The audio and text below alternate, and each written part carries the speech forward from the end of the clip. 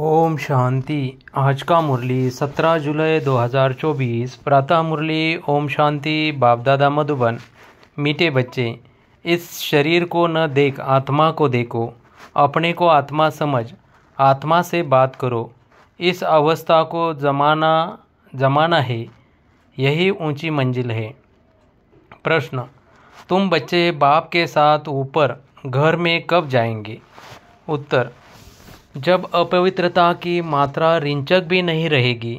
जैसे बाप प्योर है, ऐसे तुम बच्चे भी प्योर बनेंगे, तब ऊपर जा सकेंगे। अभी तुम बच्चे बाप के सम्मुख हो। ज्ञान सागर से ज्ञान सुन सुन कर जब फूल हो जाएंगे, बाप को नॉलेज से खाली कर देंगे, फिर वह भी शांत हो जाएंगे और तुम बच्चे भी शांति धाम में चले जाएंगे। वहाँ ज्ञान टपकना बंद हो जाता है। सब कुछ दे दिया, फिर उनका पार्ट है साइलेंस का। ओम शांति। शिव भगवान वाच। जब शिव भगवान वाच कहा जाता है तो समझ जाना चाहिए, एक शिव ही भगवान व परमपिता है। उनको ही तुम बच्चे व आत्मा याद करती हो। परिचय तो मिला है रचता बाप से, यह तो ज़रूर है। नंबरवार पुरुषार्थ अनुसार याद करते होंगे, सब एक रस याद नहीं करेंगे। यह बहुत सूक्ष्म बात है। अपने को आत्मा समझ, दूसरों को भी आत्मा समझे। यह अवस्था जमाने में टाइम लगता है। वह मनुष्य लोग तो कुछ भी नहीं जानते, न जानने कारण सर्वव्यापी कह देते। जिस प्रकार तुम बच्चे अपने को आत्मा समझते हो, बाप को याद करते हो, ऐसे और कोई याद नहीं कर सकते। कोई भी आत्मा का योग बाप के साथ है नहीं। यह बातें है बहुत गुह्य महीन। अपने को आत्मा समझ, बाप को याद करना है। कहते भी है हम भाई भाई है, तो आत्मा को ही देखना है, देखना चाहिए, शरीर को नहीं देखना चाहिए। यह बहुत बड़ी मंजिल है। बहुत है जो बाप को कभी याद भी नहीं करते होंगे। आत्मा पर मैल चढ़ी हुई है, मुख्य आत्मा की ही बात है। बहुत है जो बाप को कभी याद भी नहीं करते होंगे। आत्मा पर मैल चढ़ी हुई है, मुख्य आत्मा की ही बात है। आत्मा ही अब तमो प्रदान बनी है, जो सतो प्रदान थी। यह आत्मा में ज्ञान है। ज्ञान का सागर परमात्मा ही है। तुम अपने को ज्ञान सागर नहीं कहेंगे। तुम जानते हो हमको बाबा से पूरा ही ज्ञान लेना है। वह अपने पास रखकर क्या करेंगे? अविनाशी ज्ञान रत्नों का दहन तो बच्चों को देना ही है। बच्चे नंबरवार पुरुषार्थानुसार उठाने वाले हैं। जो जास्ती उठाते हैं वही अच्छी सर्विस कर सकते हैं। बाबा को ज्ञान सागर कहा जाता है। वह भी आत्मा, तुम भी आत्मा ही। तुम आत्मा ही सारा ज्ञान ले लेती हो। जैसे वह एवर प्योर है, तुम भी एवर प्योर बनेंगे। फिर जब अपवित्रता की रिंचक भी नहीं रहेगी, तब ऊपर चले जाएंगे। बाप याद के यात्रा की युक्ति सिखलाते हैं। यह तो जानते हैं सारा दिन याद नहीं रहती है। यहाँ तुम बच्चों को बाप सम्मुख बैठ समझाते हैं, और बच्चे तो सम्मुख नहीं सुनते, मुरली पढ़ते हैं।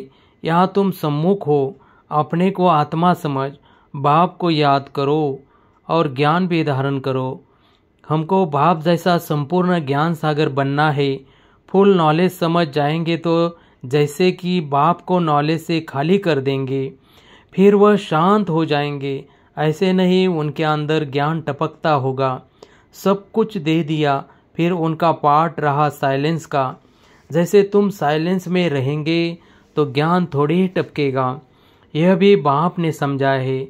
आत्मा संस्कार ले जाती है। कोई सन्यासी की आत्मा होगी तो छोटेपन में ही उनको शास्त्र कंठ हो जाएंगे, फिर उनका नाम बहुत हो जाता है। अब तुम तो आए हो नई दुनिया में जाने लिए, वहाँ तो ज्ञान के संस्कार नहीं ले आ सकते। यह संस्कार मर्ज हो जाते हैं। बाकी आत्मा को अपनी सीट लेनी है नंबरवार पुरुषार्थ अनुसार। फिर तुम्हारे शरीर पर नाम पढ़ते हैं। शिव बाबा तो है ही निराकार। कहते हैं मैं इन ऑर्गन्स का लोन लेता हूँ। वह तो सिर्फ सुनाने ही आते हैं, वह कोई का ज्ञान सुनेंगे नहीं, क्योंकि स्वयं ज्ञान का सागर है ना। सिर्फ मुख द्वारा ही वह मुख्य काम करते हैं, आते ही है सबको रास्ता बताने, बाकी सुनकर क्या करेंगे। वह सदैव सुनाते ही रहते हैं कि ऐसे ऐसे करो, सारे झाड़ का राज सुनाते हैं। तुम बच्चों की बुद्धि में है कि नई दुनिया तो बहुत छोटी होगी, ये पुरानी दुनिया तो कितनी बड़ी है। सारी दुनिया में कितनी लाइट जलती है, लाइट द्वारा क्या क्या होता है। वहाँ तो दुनिया भी छोटी, लाइट भी थोड़ी होगी। जैसे एक छोटा सा गांव होगा, अभी तो कितने बड़े बड़े गांव है, वहाँ इतने नहीं होंगे। थोड़े मुख्य मुख्य अच्छे रास्ते होंगे, पांच तत्व भी वहाँ सतो प्रधान बन जाते हैं, कभी चंचलता नहीं करते। सुखधाम कहाँ जाता है, उसका नाम ही है हेवन। आगे चलकर तुम जितना नज़दीक आते रहेंगे, उतना वृद्धि को पाते रहेंगे। बाप भी साक्षात्कार कराते रहेंगे। फिर उस समय लड़ाई में भी लश्कर की अथवा एरोप्लेन आदि की दरकार नहीं रहेगी। वह तो कहते हम यहाँ बैठे सबको खत्म कर सकते हैं। फिर ये एरोप्लेन आदि थोड़े ही काम में आएंगे। फिर ये चंद्रमा आदि में प्लॉट आदि देखने भी नहीं जाएंगे। यह सब फालतू साइंस का घमंड है। कितना शो कर रहे हैं, ज्ञान में कितनी साइलेंस है, इसी को ईश्वरीय देन कहते हैं। साइंस में तो हंगामा ही हंगामा है, वह शांति को जानते ही नहीं। तुम समझते हो विश्व में शांति तो नई दुनिया में थी, वह है सुखधाम। अभी तो दुख अशांति है, यह भी समझाना है। तुम शांति चाहते हो, कभी अशांत हो ही नहीं। वह तो है शांतिधाम। और सुखधाम में स्वर्ग तो सब चाहते हैं। भारतवासी ही वैकुंठ स्वर्ग को याद करते हैं, और धर्म वाले वैकुंठ को याद नहीं करते।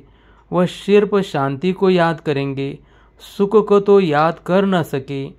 लॉ नहीं कहता सुख को तो तुम ही याद करते हो, इसलिए पुकारते हो हमें दुख से लिबरेट करो। आत्माएं असुल शांतिधाम में रहने वाली है, यह भी कोई जानते थोड़ी है। बाप समझाते हैं तुम बेसमझ थे, कब से बेसमझ बने। 16 कला से 12-14 कला बनते जाते, माना बेसमझ बनते जाते। अभी कोई कला नहीं रही है। कॉन्फ्रेंस करते रहते हैं, स्त्रियों को दुख क्यों है। अरे दुख तो सारी दुनिया में है, अथाह दुख है। अब विश्व में शांति कैसे हो, अब तो ढेर के ढेर धर्म है। सारे विश्व में शांति तो अब हो न सके। सुख को तो जानते ही नहीं। तुम बच्चियाँ बैठ समझाएगी, इस दुनिया में अनेक प्रकार के दुख है, अशांत है। जहाँ से हम आत्माएं आई है वह है शांतिधाम। और जहाँ यह आदि सनातन देवी देवता धर्म था वह था सुखधाम। आदि सनातन हिंदू धर्म नहीं कहेंगे, आदि माना प्राचीन, वह तो सतयुग में था। उस समय सब पवित्र थे। वह है ही निर्विकारी दुनिया, विकार का नाम नहीं। फर्क है ना। पहले पहले तो निर्विकारी पना चाहिए ना। इसलिए बाप कहते हैं मीठे मीठे बच्चों, काम पर जीत पहनो, अपने को आत्मा समझो। अभी आत्मा अपवित्र है, आत्मा में खाद पड़ी है, तब जेवर भी ऐसे बने हैं। आत्मा पवित्र तो जेवर भी पवित्र होगा। उनको ही वॉइसलेस वर्ड कहा जाता है। बर्ड का मिसाल भी तुम दे सकते हो। सारा झाड़ खड़ा है, फाउंडेशन है नहीं। यह आदि सनातन देवी देवता धर्म है नहीं। सब खड़े हैं, सब अपवित्र है। इनको कहा जाता है मनुष्य, वह है देवता है। मैं मनुष्य को देवता बनाने आया हूँ। 84 जन्म भी मनुष्य लेते हैं। सीढ़ी दिखानी है कि तमो प्रधान बनते हैं तो हिंदू कह देते हैं, देवता कह न सके क्योंकि पतित है। ड्रामा में यह राज है ना, नहीं तो हिंदू धर्म कोई है नहीं। आदि सनातन हम ही देवी देवता थे, भारत ही पवित्र था। अब अपवित्र है तो अपने को हिंदू कहलाते हैं। हिंदू धर्म तो कोई ने स्थापन किया नहीं है, ये बच्चों को अच्छी रीति धारण कर समझाना है। आजकल तो इतना टाइम भी नहीं देते हैं, कम से कम आधा घंटा दे तब पॉइंट सुनाई जाए। पॉइंट तो ढेर है, फिर उनसे मुख्य मुख्य सुनाई जाती है। पढ़ाई में भी जैसे जैसे पढ़ते जाते हैं तो फिर हल्की पढ़ाई अल्प बे आदि थोड़ी ही याद रहती है, वह भूल जाती है। तुमको भी कहेंगे अभी तुम्हारा ज्ञान बदल गया है। अरे पढ़ाई में ऊपर चढ़ते जाते हैं तो पहली पढ़ाई भूलती जाती है ना। बाप भी हमको नित्य नई नई बातें सुनाते हैं। पहले हल्की पढ़ाई थी, अब बाप गुह्य गुह्य बातें सुनाते रहते हैं। ज्ञान का सागर है ना। सुनाते सुनाते फिर पिछाड़ी में 2 अक्षर कह देते। अल्प को समझा तो भी काफ़ी है। अल्प को जानने से बे को जान ही लेंगे। इतना सिर्फ समझाओ तो भी ठीक है। जो जास्ती ज्ञान नहीं धारण कर सकते वो ऊंच पद भी पा नहीं सकते। पास विद ऑनर हो न सके, कर्मातीत अवस्था को पा न सके, इसमें बड़ी मेहनत चाहिए। याद की भी मेहनत है, ज्ञान धारण करने की भी मेहनत है। दोनों में सब होशियार हो जाए सो भी तो हो न सके। राजधानी स्थापन हो रही है, सब नर से नारायण कैसे बनेंगे। इस गीता पाठशाला की एम ऑब्जेक्ट तो यह है। वही गीता ज्ञान है, वह भी कौन देते हैं यह तो सिवाय तुम्हारे कोई जानते ही नहीं। अभी है कब्रिस्तान, फिर परिस्तान होने का है। अभी तुम्हें ज्ञान चिता पर बैठ पुजारी से पूज्य जरूर बनना है। साइंस वाले भी कितने होशियार होते जाते हैं, इन्वेंशन निकालते रहते हैं। भारतवासी हर बात का अक्कल वहाँ से सीख कर आते हैं। वह भी पिछाड़ी में आएंगे तो इतना ज्ञान उठाएंगे नहीं, फिर वहाँ भी जाकर आकर यही इंजीनियरिंग आदि का काम करेंगे। राजा रानी तो बन न सके, राजा रानी के आगे सर्विस में रहेंगे। ऐसे ऐसे इन्वेंशन निकालते रहेंगे। राजा रानी बनते ही है सुख के लिए, वहाँ तो सब सुख मिल जाने हैं। तो बच्चों को पुरुषार्थ पूरा करना चाहिए। फूल पास होकर कर्मातीत अवस्था को पाना है। जल्दी जाने का ख्याल नहीं आना चाहिए। अभी तुम हो ईश्वरीय संतान। बाप पढ़ा रहे, यह मिशन है मनुष्य को चेंज करने की। जैसे बौद्धियों की क्रिश्चियन की मिशन होती है, कृष्ण और क्रिश्चियन की भी रास मिलती है। उनके लेन देन का भी बहुत कनेक्शन है। जो इतनी मदद करते हैं उनकी भाषा आदि छोड़ देना यह भी एक इंसल्ट है। वह तो आते ही पीछे है, न बहुत सुख न बहुत दुख उठाते। सारी इन्वेंशन वे लोग निकालते हैं, यहाँ भले कोशिश करते हैं परंतु एक्यूरेट कभी बना नहीं सकेंगे। विलायत की चीज़ अच्छी होती है, ऑनेस्टी से बनाते हैं, यहाँ तो डिसऑनेस्टी से बनाते हैं। अतः दुख है। सबके दुख दूर करने वाला एक बाप के सिवाय और कोई मनुष्य हो न सके। भले कितनी भी कॉन्फ्रेंस करते हैं, विश्व में शांति हो, धक्का खाते रहते हैं। सिर्फ माताओं के दुख की बात नहीं, यहाँ तो अनेक प्रकार के दुख है। सारी दुनिया में झगड़े मारामारी की ही बात है। पाई पैसे की बात पर मारामारी कर देते हैं, वहाँ तो दुख की बात नहीं होती। यह भी हिसाब निकालना चाहिए। लड़ाई कभी भी शुरू हो सकती है। भारत में रावण जब से आता है तो पहले पहले घर में लड़ाई शुरू होती है, जुदा जुदा हो जाते हैं, आपस में लड़ मरते हैं। फिर बाहर वाले आते हैं। पहले ब्रिटिश थोड़े ही थे, फिर वह आकर बीच में रिश्वत आदि देकर अपना राज्य कर लेते हैं। कितना रात दिन का फर्क है। नया कोई भी समझ न सके, नई नॉलेज है ना, जो फिर प्रायलोप हो जाती है। बाप नॉलेज देते हैं, फिर वह गुम हो जाती है। यह एक ही पढ़ाई एक ही बार एक ही बाप से मिलती है।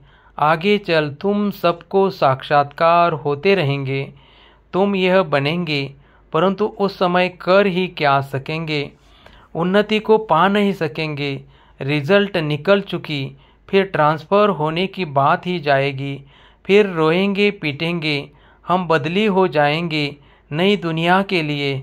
तुम मेहनत करते हो, जल्दी चारों तरफ आवाज़ निकल जाए, फिर आप ही सेंटर पर भागते रहेंगे।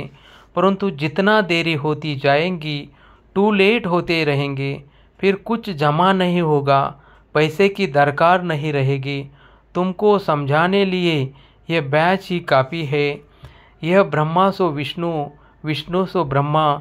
यह बैच ऐसा है जो सब शास्त्रों का तंत सार इसमें है।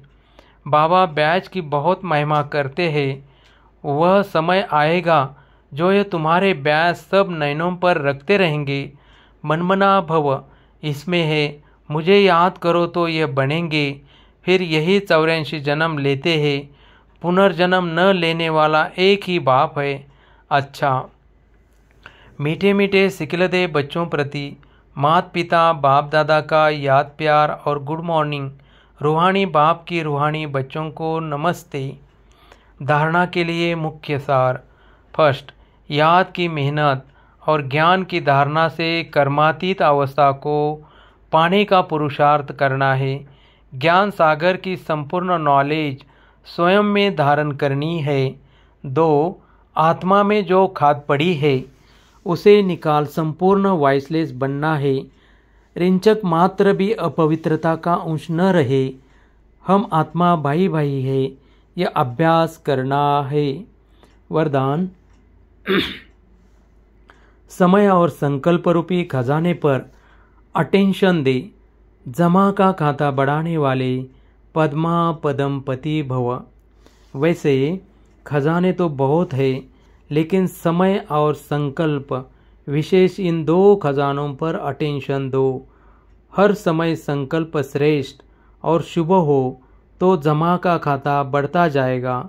इस समय एक जमा करेंगे तो पदम मिलेगा। हिसाब है, एक का पदम गुना करके देने की यह बैंक है। इसलिए क्या भी हो त्याग करना पड़े, तपस्या करनी पड़े, निर्माण बनना पड़े, कुछ भी हो जाए, इन 2 बातों पर अटेंशन हो तो पद्मा पदमपति बन जाएंगे। स्लोगन, मनोबल से सेवा करो तो उसकी प्रारब्ध कई गुना ज़्यादा मिलेगी। ओम शांति, ओम शांति।